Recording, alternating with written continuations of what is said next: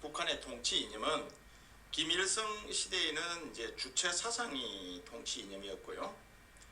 그리고 2대 아들 김정일 시대는 선군 사상이 통치 이념이었고요. 오늘날 김정은 시대에는 김일성 김정일주의가 통치 이념이라고 할 수가 있어요. 그런데 이 선군 사상과 김일성 김정일주의는 주체 사상을 완전히 버린 게 아니에요. 주체 사상의 기반 위에서 통치 이념으로 이렇게 새롭게 만들어진 것이 이 선군 사상이고 김일성 김정일주의예요. 그래서 결국은 선군 사상과 김일성 김정일주의도 기본적으로는 주체 사상에 기초하고 있다. 이렇게 여러분들 이해를 하시면 됩니다. 그래서 북한의 노동당과 또 북한 사회, 정치, 경제 모든 어떤 분야의 제반 분야에서 하나의 지도적인 어떤 이념, 지도적인 원리 이로 작용하는 게 바로 주체 사상과 선군 사상과 김일성 김정일주의다. 이렇게 여러분들 이해를 하면 되겠습니다. 자, 하나하나 한번 살펴봅시다. 이 주체 사상은요, 북한 사회의 어떤 정치 분야뿐만 아니고요, 경제, 사회, 문화 그리고 주민 생활 등의 영향력을 행사하는 하나의 통치 이념이자 사회 생활의 하나의 원리이기도 합니다.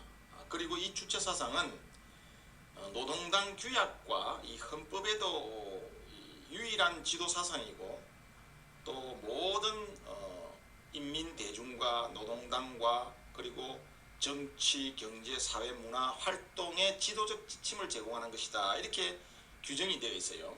노동당 규약과 헌법에 이렇게 명시가 되어 있다는 것이죠.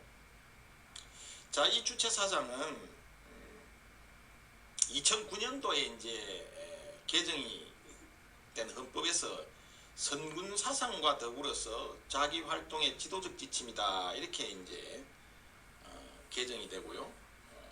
조선노동당은 이 주체 사상을 유일한 지도 사상으로 하는 이 주체형의 혁명적 당이다라고 노동당 규약이 이렇게 전문에 명시가 되어 있죠.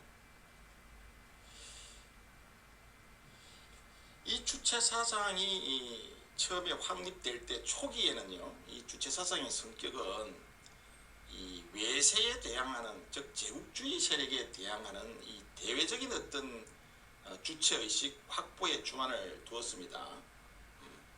그리고 정치적으로는 이제 북한의 1인 지배 체제를 옹호하는 하나의 수단으로서 이렇게 활용이 되어 있고요. 그리고 대외적으로는 중국과 소련 사이에서 하나의 중립적인 외교 전략으로 표출된 것이 바로 이 주체 사상이라고 할 수 있어요. 자, 이게 중국과 소련 사이에서 당시에 어떤 일이 일어나냐면 이념 분쟁이 일어나서 1958년에 소련의 당시의 서기장이 이제 스탈린이었는데, 이 스탈린이 이제 사망을 하고 후계자로서 이제 흐루시초프라는 서기장이 정권을 이제 이어받게 됩니다. 자, 그러면서 이때 이 흐루시초프가 스탈린의 격하 운동, 즉 스탈린이 당시에 소련에서도 스탈린의 강력한 독재 체제를 구축했는데요.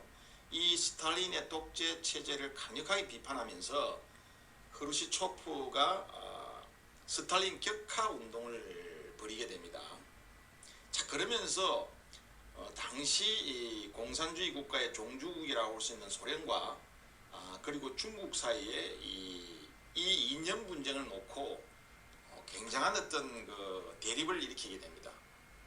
결론적으로 이야기하면 이제 소련이 중국에 대한 어떤 같은 공산주의 국가로서 여러 가지 중국이 어떤 국가적인 위협을 맞이할 때마다 소련이 굉장히 방관자적인 그런 태도를 취했어요. 예를 들면 타이완 해협에서 미국과 중국이 어떤 분쟁이 생겼을 때 소련이 도와주지를 않았고요. 그리고 중국과 인도 사이에서 국경 분쟁이 생겼을 때도 소련이 중국을 적극적으로 돕지 않았어요. 그래서 중국과 소련 사이에 여러 가지 어떤 이념적 갈등의 골이 생기면서 또한 여러 가지 정치적인 어떤 갈등을 겪게 되죠.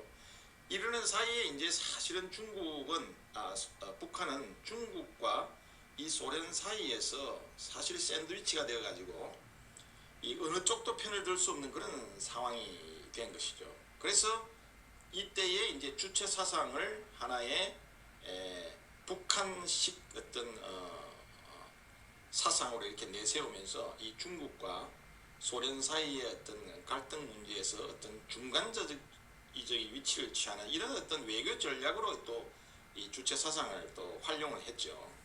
그래서 초기에 주체 사상은 바로 이제 이 국내적으로는 1인 지배 체제를 확립하고요. 그 다음에 국외적으로는 외세의 어떤 세력에 저항하는 하나의 주체 의식을 확보하는 어떤 하나의 수단, 또한 외교적으로는 중국과 소련 사이의 어떤 이념적인 갈등에서 중립적인 하나의 외교 정책을 추진하는 이런 방향으로 주체 사상을 활용했던 것이죠. 그런데 이 주체 사상이 이제 여러 가지 내용적으로 변화를 겪게 됩니다. 초기에 이 주체 사상이 결국은 이제 이 국내 정치에 적극적으로 활용이 되죠. 즉 수령 체제 확립을 위해서 이 주체 사상이 이제 이용이 되죠. 그래서 50년대의 한국 전쟁 이후에 김일성이 정적들을 제거했다고 그랬죠. 58년도 후반과 60년대에 걸쳐서 북한의 자기 정적들을 완전히 제거하고요. 60년대 이후로 이제 1인 지배 체제, 즉 수령 체제 확립을 하는데 이 주체 사상을 하나의 이념적인 하나의 틀로서 이렇게 활용을 한 것이죠. 이 주체 사상의 핵심적인 내용이 뭐냐면 혁명적 수령관이라는 게 있고요. 사회 정치적 생명체론이라는 게 있어요. 뭐 이 내용을 우리가 다 이야기하기에는 여기서 상당히 시간이 좀 제한이 되고, 핵심적으로 이야기하면 이 혁명적 수령관이라는 것은 결국은 이 노동당과 그리고 군대와 그리고 국가의 모든 기관들은 수령을 정점으로 해서 일사불란하게 사회주의가 운영이 되어야 된다라는 게 결국은 이 혁명적 수령관이에요. 그러니까 결국은 유일 영도 체계를 확립하기 위해서는 수령이 당정군의 정점 위에서 북한을 통치해야 한다. 그렇기 때문에 수령에게 절대적으로 충성하고 모든 어떤 당정군의 활동은 수령의 명령에 따라야 되고요. 수령의 어떤 중심으로 영도가 이루어져야 된다라는 게 이제 혁명적인 수령관의 핵심적인 내용이고요. 그 다음에 이제 사회 정치적 생명체론이라는 내용은 뭐 짧게 이야기하면 북한의 주민들에게 이렇게 이야기를 하는 것이죠. 자, 인간이 태어나면 육체적인 생명을 누구나 갖게 되죠. 그런데 인간은 육체적인 생명도 중요하지만 이 사회 정치적인 생명이 훨씬 더 중요하다 이렇게 생각을 하는 거예요. 그러니까 북한의 어떤 수령에게 결국은 육체적인 어떤 생명체를 떠나서 수령을 중심으로 한 사회 정치적인 체제를 유지하기 위해서는 결국은 나의 어떤 육체적인 생명까지도 북한의 어떤 정치 체제에 수령을 중심으로 하는 유일 영도 체제에 내가 헌신하고 봉사해야 된다는 것이죠. 결국은 육체적인 생명체보다는 사회 정치적인 생명체가 훨씬 중요하기 때문에 이 사회 정치적인 생명체를 유지하기 위해서는 우리의 어떤 생명까지도 바쳤었더라도 우리가 이걸 지켜내야 된다. 이런 게 핵심적인 내용이에요. 이런 혁명적 수령관과 사회 정치적 생명체론이 바로 이 주체 사상의 가장 근본적인 이론이다. 이렇게 여러분들이 이해하시면 되고요. 자, 이렇게 70년대에 이러한 어떤 주체 사상이 이제 변질이 되죠. 과거에 처음에 최초에 출발했던 주체 사상은 제국주의에 대항하고요. 그리고 중소 이념 분쟁 속에서 하나의 외교정책의 수단으로서 중립적인 외교정책의 수단으로서 이렇게 활용이 되었지만 60년대 이후에 이 주체 사상은 국내 정치에 즉 유일 지배체제, 유일 사상체계를 확립하는데 주체 사상의 이제 물꼬리 방향이 것이죠. 그래서 이제 이 주체 사상을 중심으로 해서 1980년대 말 이후에는 이 체제 유지를 위한 이 사회주의의 우월성을 강조하고요. 그리고 북한은 이제 우리식 사회주의라는 어떤 개념을 들고 나옵니다. 그러니까 기존의 보편주의적인 어떤 사회주의 국가의 특성보다는 주체 사상이라는 북한만의 통치 이념을 내세워서 우리식 사회주의라는 개념을 이제 제시를 하게 되는 것이죠. 자, 90년대 들어서 북한은 1990년대에 들어서 북한이 굉장히 심각한 경제난에 이제 봉착하게 됩니다. 90년도에 어떤 일이 일어나냐면요. 90년에 동서독이 이제 통합이 되고요. 91년에 소련이 이제 체제가 붕괴가 됩니다. 그래서 동구 유럽의 공산주의 국가들이 다 무너지고요. 91년도에 이제 소련이 해체되는 이런 역사적인 어떤 극적인 상황이 연출이 되죠. 그래서 강력한 소련의 지원을 경제적인 지원하에서 성장을 하던 이 북한의 경제가 완전히 이제 이 위기에 처해진 것이죠. 그래서 이 경제 위기 때문에 이 주체 사상도 영향력이 굉장히 약화가 되었습니다. 1990년대. 그래서 1990년대에 이 북한에서는 수백만 명이 굶어서 죽었어요. 그래서 고난의 행군 이렇게 표현을 하는데 고난의 행군 시대였죠. 94년도에 김일성이가 이제 사망을 하고 94년도에 아들인 김정일이 권력이 이양이 되잖아요. 이 시기예요. 그래서 김정일이 정권을 이제 세습을 했는데 이때에 북한의 경제가 최악의 상황이었죠. 그래서 김정일이가 들고 일어난 게 뭐냐면 이 성군 정치예요. 이 성군 정치라는 것은 결국은 당시에 심각한 경제난을 타개하기 위해서 군을 전방위에 내세워서 이 경제난을 타개해보자라는 어떤 개념에서 탄생한 것이 바로 이 성군 정치입니다. 그래서 군이라는 인력과 군이라는 어떤 리더십을 잘 활용을 해서 당시에 북한이 처한 경제, 사회, 정치적인 위기를 극복하고자 내세웠던 게 바로 이 성군 정치죠. 그래서 김정일 시대, 김일성 사후의 김정일 시대에서는 이 성군 정치가 통치 이념으로 자리를 잡게 되죠. 물론 이 성군 정치는 주체 사상의 기초 위에서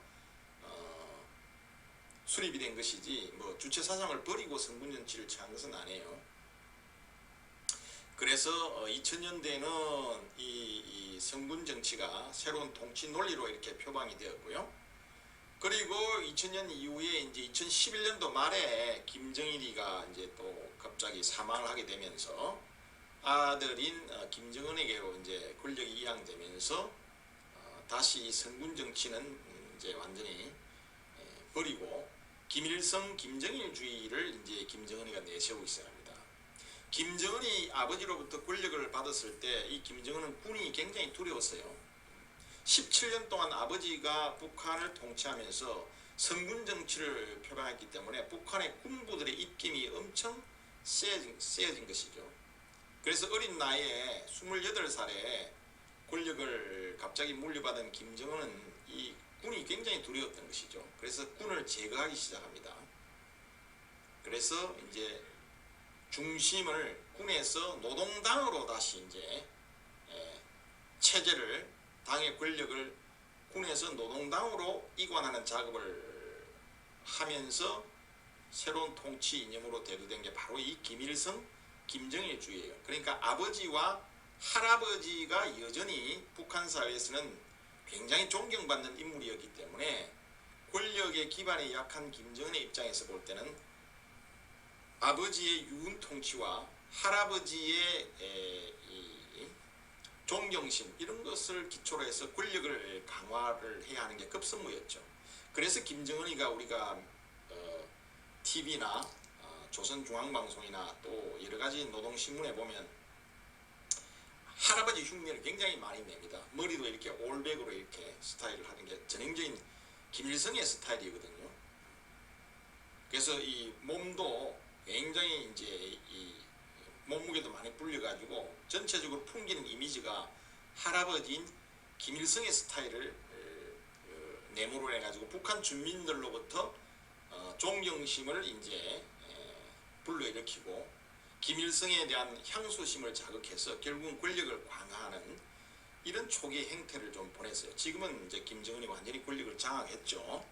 정적들을 최대의 정적이었던 장승택이 즉 고모부죠. 고모부를 완전히 반동으로 제거를 하고 처형을 하고요. 그리고 인민무력상 우리의 국방장관이죠. 완전히 고사총으로 처형을 하고 여러가지 정적들을 다 제거를 하면서 지금은 김정은이 어린 나이에 완전히 북한을 권력을 장악한 것으로 이렇게 전문가들은 평가를 하고 있습니다. 그래서 오늘날 김정은이가 김일성 김정일주의를 통치 이념으로 내세우면서도 이 김일성 김정일주의는 주체 사상의 기초 위에서 오타가 났네요. 주체 상황이 아니고 주체 사상입니다.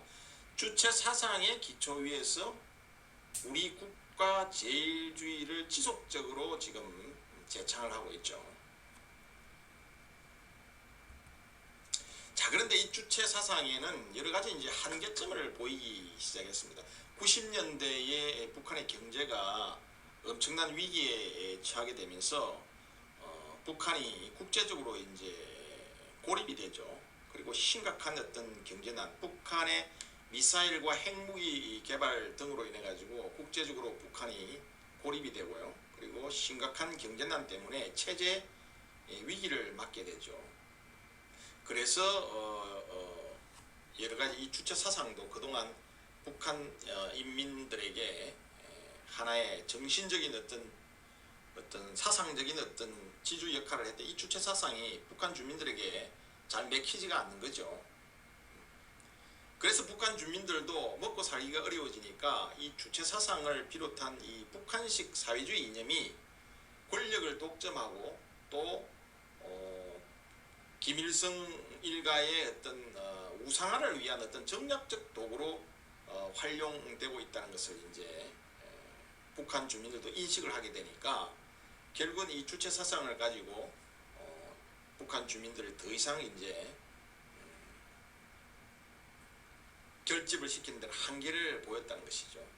그래서 이 주체 사상이 국내 정치적으로 1인 지배 체제를 강화하는 데 이용되다 보니까 북한의 이 주민들이 진정한 어떤 주체가 되는 것이 아니라 이 수령의 어떤 지도에 맹목적으로 복종하는 존재로 전락해버린 것이죠. 원래 주체라는 의미는 정치에서의 주체, 사상에서의 주체, 그리고 경제에서의 주체, 국방에서의 주체, 이처럼 어떤 외세를 배척하고 북한의 인민 대중이 주체가 되는 이런 어떤 출발점에서 시작한 게 바로 주체 사상이었는데요.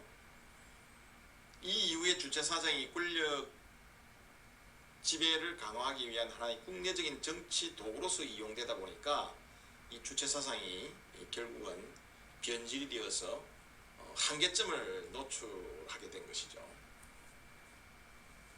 성군 사상은 이제 앞에서 이야기한 대로 90년대에 경제난을 타개하기 위해서 김정은이 군을 동원해서 경제 위기를 극복하고자 하는 취지에 출발한 게 바로 이 성군 사상이었죠. 그래서 이 성군 사상에서는 군사력 강화를 최우선 목표로 군을 전면에 이제 내세워서 혁명을 완성하고 그 다음에 경제난을 타개하고자 하는 이런 통치 방식이 바로 성군 사상이고요. 이것을 성군 정치라고 불렀어요. 김정일은. 그래서 성군 정치. 김정일이 17년 동안 북한을 통치할 때는 성군 정치를 했다 이렇게 이야기를 합니다. 그래서 핵심 1998년도에 이 성군 사상이 핵심 통치 체제로 확립이 되고요. 이 이후로 체제 위기를 극복하고 또 사회주의 혁명 과정에서 군의 역할을 굉장히 강조했던 것입니다. 90년대 앞에서 이야기했다시피 김일성이 죽고 난 이후에 소련이 붕괴되고 북한의 어떤 경제적 지원이 끊긴 그런 상황에서 고난의 행군의 시기를 맞이하게 됐죠. 수백만의 북한 주민들이 아사했고요. 이러한 어떤 고난의 행군 시기에 북한의 체제에 근본적으로 이제 위기를 느낀 것이죠. 그래서 군을 동원해서 이러한 체제 위기를 극복하기 위해서 성군 사상이 통치 이념으로 이렇게 자리를 잡게 되었던 것이죠. 그래서 이 성군 정치를 할 때는 이 군의 위상이 엄청나게 높았어요. 그래서 이 군을 통해서 사회 질서를 바로잡고 사회에 이완된 어떤 그런 기강을 다시 붙잡고 또 체제를 수호하는데 군을 적극적으로 활용을 했었던 것이죠. 그래서 이 군사력을 강화해서 국방력을 강화해서 국제적 대결 구도를 형성하고요. 또 남북한 간의 체제 대결에서 우위를 확보할 목적으로 이 군을 전면에 내세우면서 핵무기 개발과 미사일 개발 등 국방력 강화, 비대칭 무기를 적극적으로 개발하려고 했던 게 바로 이 김정일 시대였어요. 그래서 이 주체 사상이 김일성 시대의 통치 이념이라고 하면 이 성군 사상은 아들 세대인 2세대 김정일 시대의 통치 이념이다. 이렇게 요약을 해볼 수가 있습니다. 자, 이 성군 사상에서 군사 선행의 원칙이라는 게 있는데요. 이게 어떤 의미냐 하면 이 국가의 노선과 이 정책을 관철하기 위해서 이 군대와 그 다음에 군수산업이죠. 국방공업, 북한식 용어는 국방공업이라는데 군수산업을 강화하고 발전할 것을 우선적으로 강조한 것이 바로 이 군사 선행의 원칙이에요. 모든 정치, 사회, 경제, 문화, 주민생활 면에서 이 군대가 우선이라는 거예요. 군의 어떤 군이 전면적으로 정치와 사회와 문화와 경제 발전에 주도적인 역할을 한다라는 이런 의미예요. 군사 선행의 원칙이.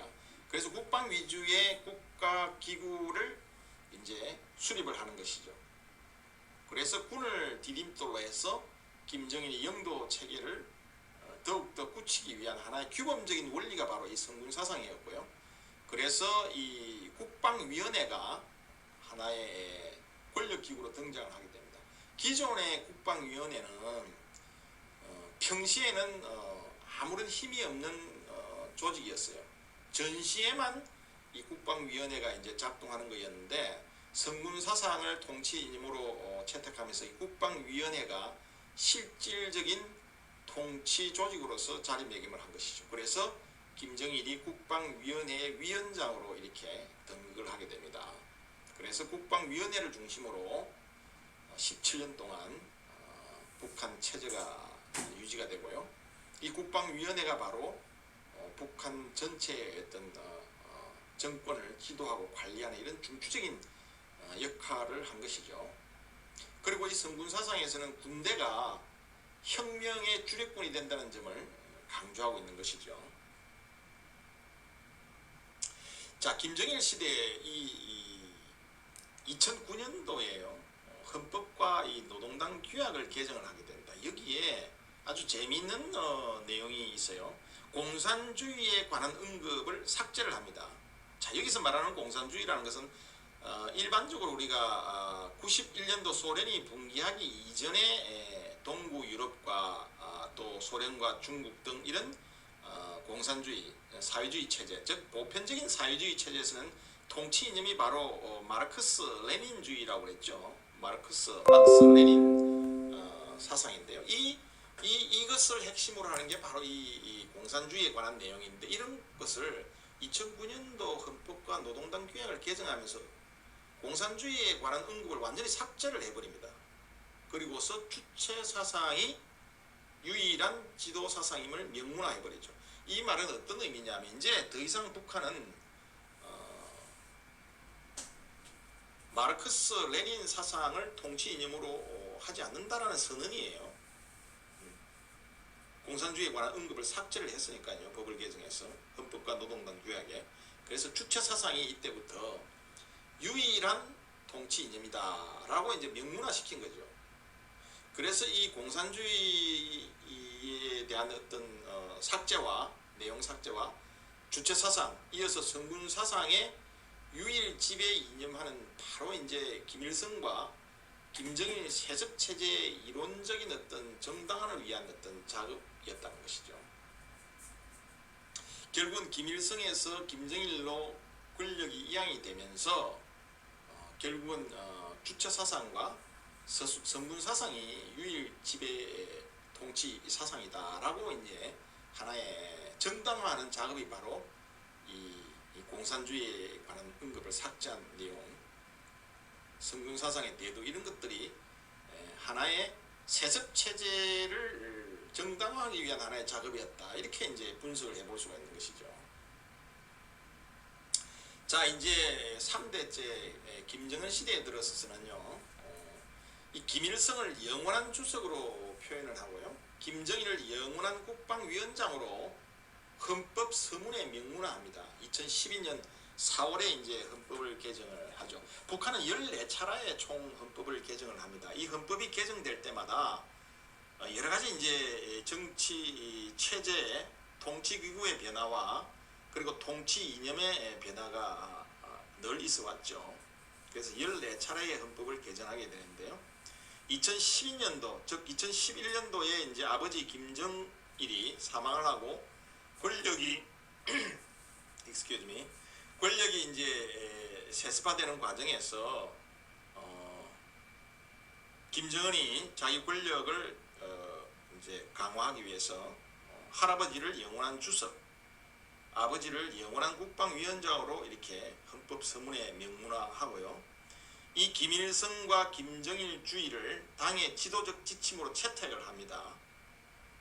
2012년 4월인데요. 바로 김정은이 이제 초기에 권력을 다지는 과정에서 이제 이런 작업이 이루어진 것입니다. 그래서 본인의 권력을 강화하기 위해서 김일성과 김정일, 할아버지와 아버지를 쉽게 이야기하면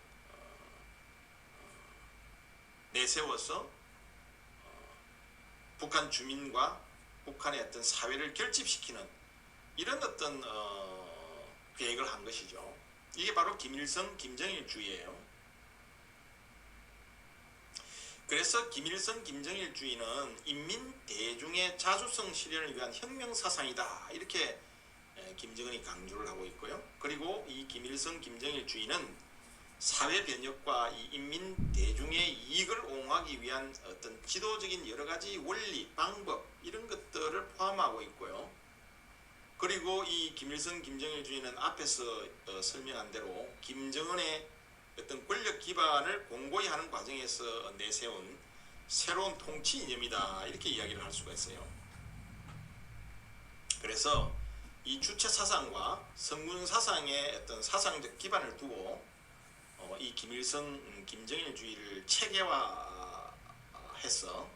결국은 사상적, 혁명적 연속성을 확보한다라는 어떤 취지에서 이 김일성, 김정일주의를 표방하고 나선 거죠, 김정일이가.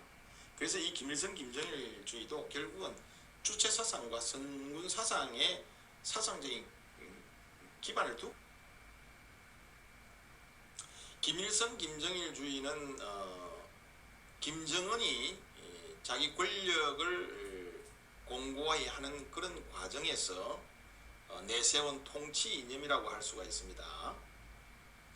그래서 이 김일성, 김정일주의는 이 온 사회, 모든 북한 사회에 이 김일성, 김정일주의화를 통치 논리로 구현하는 하나의 방법을 제시했는데, 그 방법이 뭐냐면 김정일 애국주의라는 거예요. 김정일이라는 것은 자기 아버지를 말하는 것이죠.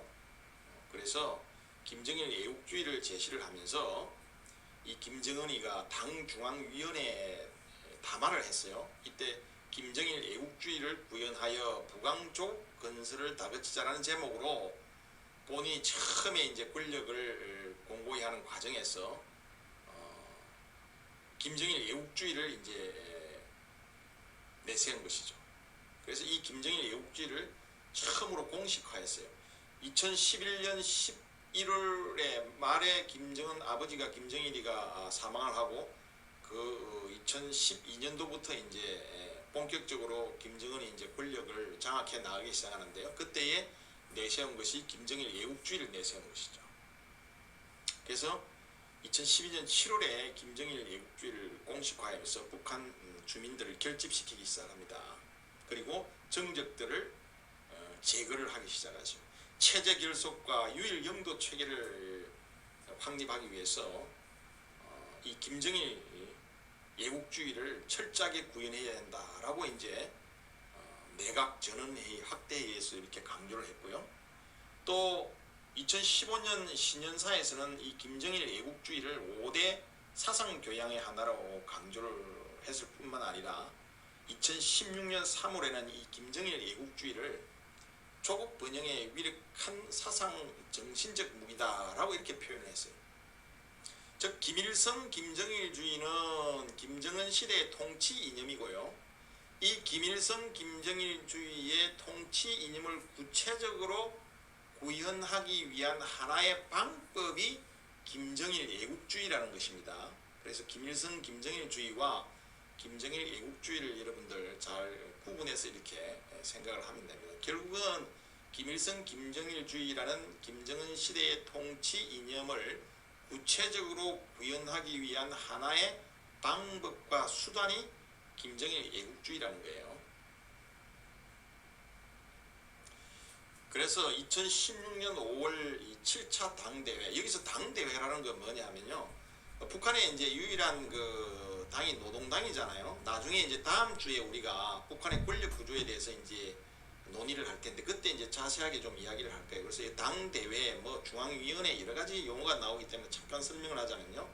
북한에는 이제 노동당이 있죠. 노동당이 모든 지도 지침을 주는 거예요. 물론 당, 군, 정 위에 수령이라는 절대적인 존재가 있지만 결국은 모든 어떤 정권의 조직은 노동당의 지침을 받게 되어 있어요. 군대도 그렇고 내각도 그렇고 노동당의 지도 지침 하에서 북한 사회가 움직이는 거거든요. 그래서 이 노동당은 5년에 한 번씩 이제 당 대회를 하게 되어 있는데 이 당 대회가 어떤 성격이냐면 최고 의결 기구예요. 그리고 국가의 중요한 결정을 이 당 대회에서 결정을 하는 것이죠. 근데 실질적으로 이 당 대회는 거의 열리지가 않았어요. 북한의 48년도에 북한이 정권이 수립이 되면서 16년도에 7차 당대회가 열렸으니까 거의 열리지가 않죠. 그래서 이제 당대회가 안 열리면 당대표자 회의라는 것을 대신 열고 이 당대표자 회의도 1년에 한 번씩 열게 돼 있는데 거의 안 열려요. 그러니까 결국은 정치국의 회의가 열리고 정치국 회의도 그나마 잘 안 열리니까 정치국의 상무위원이라는 게 있어요. 상무위원이죠. 상무위원. 정치국의 상무위원이 이제 김정은을 비롯한 5인으로 구성된 이 상무위원들인데 이 상무위원들이 결국은 모든 것을 결정하는 이런 체제죠. 그래서 이 당대회라는 것은 노동당 당대회 최고 의결하는 그런 기구다 이렇게 여러분들 이해하시면 됩니다. 그래서 2016년에 김정은이가 7차 당대회를 개최를 해서 이 김일성 김정일주의를 집중적으로 강조를 하게 됩니다. 그래서 모든 사회에 온 사회에 김일성 김정일주의와는 우리 당의 최고 강령이다 이렇게 이야기를 해요. 강조를 하고요. 그리고 김일성 김정일주의는 당대회의 기본 정신이고 영원한 지도사상이다 이렇게 표현을 합니다.